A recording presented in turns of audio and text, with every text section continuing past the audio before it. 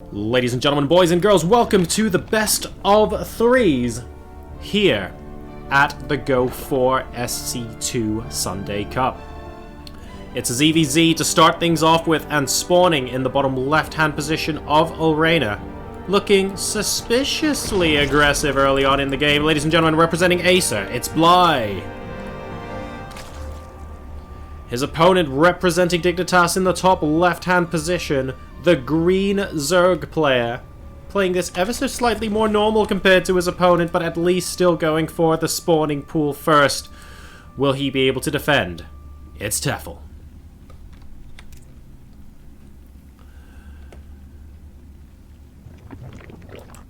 So, Bly going super aggro. I mean, it's only a two-player map. You know where your opponent spawns. Getting that spawning pool first is significantly safer for Tefel here. Hatch first potentially leaves you with no units against an early game rush like this. 6 pools are dead, guys. 12 pools are the way forward. They're the firstlings, and Tefel sees them. Alright. Unfortunately, the spawning pool is up as well.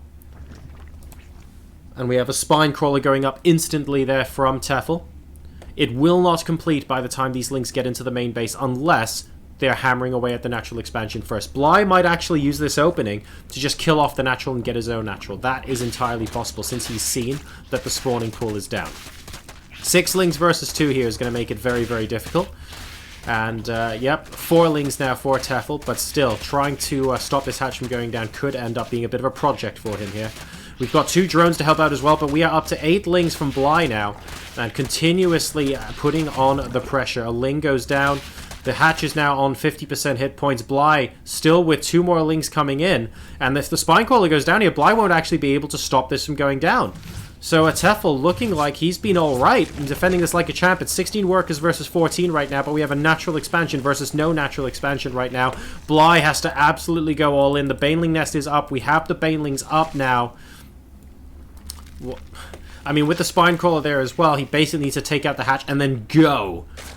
Like, run and hope that he can get his own natural out. Here come the Banelings. Not the best hit so far. He's moving straight into the main. He needs to kill the mineral line. Oh, excellent defensive Banelings. Kill off a whole bunch of the links, but there are 3 Banelings, now 2, making their way into the mineral line. Fantastic splits. Basically, none of the drones go down. It's still 16 workers versus 14. And unfortunately, Bly not able to get any headway here.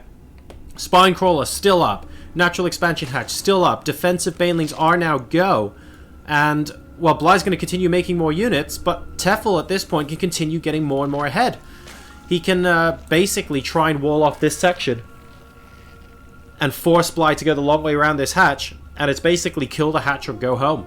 And with defensive Banelings as well, I'm really not sure Bly can make his way into here at all. Couple of defensive Banelings there trying to squeeze their way in. It looks like a Queen is going to be able to stop most of the damage being done here. A drone or 2 goes down, but nowhere near enough to make this worthwhile for Bly. He's getting his natural expansion down now as well, but look at how late it is. Oh, if he picks up a Queen here, that'll be pretty tasty, but defensive Baneling does an absolutely excellent job. Suiciding 2 lings into the Queen will be able to get a good split decision making there by Bly. He is down 16 workers to 26, though. I mean, he is a very, very long way back in this best of 3 game number 1. The good news is, of course, because it is the best of 3, it doesn't dump him straight out of the tournament right now. Great. But he really needs answers, and unfortunately he doesn't have answers. He's only continuing to pile more units on. I mean, what else could he do? I suppose he could risk just trying to out-macro his opponent by grabbing maybe a 3rd hatchery very, very quickly here. Cornering a couple of lings, which is quite nice. A defensive Baneling trying to corner the remaining lings that Bly has there. Won't successfully do so, although Bly runs the lings into it anyway. So I guess he kind of achieves the same thing. 12 lings now are coming out for Tefel, plus the Roach Warren on the way, and when that happens, Bly definitely has to back off. There's not a lot he can do. 44 versus 27 supply right now. I feel like this is a last-ditch attempt from Bly.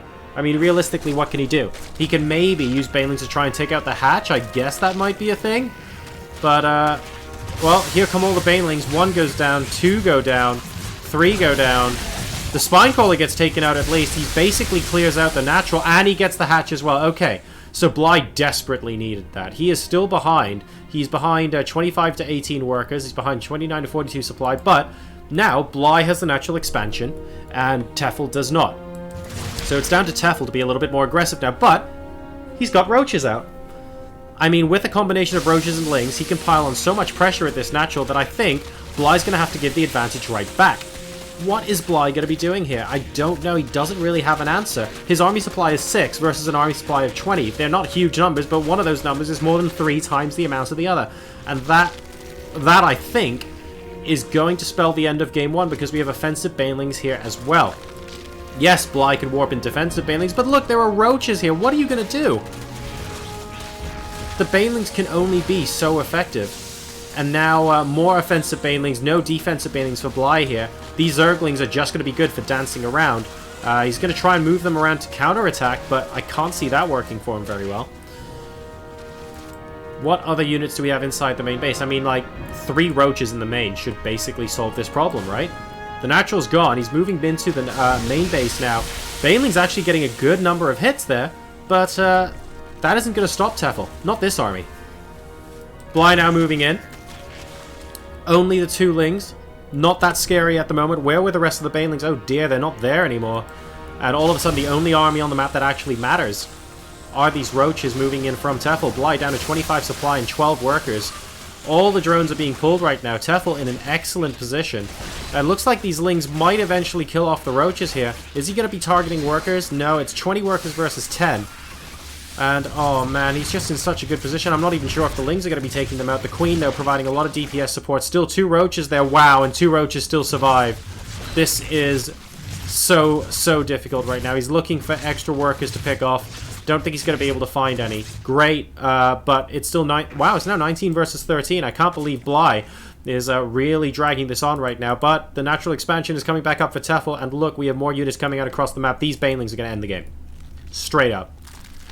Unless we have these defensive banelings basically pop exactly on the position of these guys, they're ending the game. We have a Ravager as well, because, you know, why not? Throw one in for good measure. And here we go. Turns out roaches do quite well against banelings.